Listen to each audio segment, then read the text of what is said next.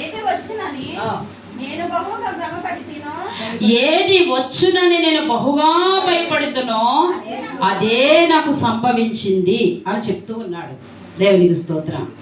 నిజానికి యోబు గారు ఎంత శ్రమ పడినా కానీ యోబు గారికి తెలియదు ఈ సంగతే. సాతాను వాదం వేసిందని, సాతాను శోధిస్తుందని, దేవుని దగ్గర పరమేశ్వరుని తీసుకుని వచ్చి శోధిస్తుందని, మళ్ళీ ఈ శ్రమ తీరిన తర్వాత రెండంతలా మేలు నాకు వస్తుందని యోబు గారికి తెలియదు. కానీ అంటా ఉన్నాడు, ఏది వచ్చునని నేను బహుగా భయపడుతున్నా అదే నాకు సంభవించింది. నా కొడుకుల ద్వారా, నా కూతురుల ద్వారా ఏదైనా పాపం వస్తే, నా జీవితానికి మచ్చ వస్తే, నాశనం వస్తుందేమో, ఆ నాశనం రాకుండా ఉండాలంటే నేను ఆ రక్తం సిందించి ఆ పాపము పోవునట్లు జాగ్రత్త పడ్డాను. నేను దేనికైతే భయపడ్డాను అదే నాకు వచ్చిందని చెప్తూ ఉన్నాడు. నాకు భీతి పుట్టించినదే నా మీదికి వచ్చాను, నాకు భయం పుట్టించిందే కనుక నా మీదికి వచ్చిందని చెప్పి అంటున్నాడు. నాకు నెమ్మది లేదు, సుఖము లేదు, విశ్రాంతి లేదు, శ్రమయే నాకు సంభవించింది. ఎవరంట?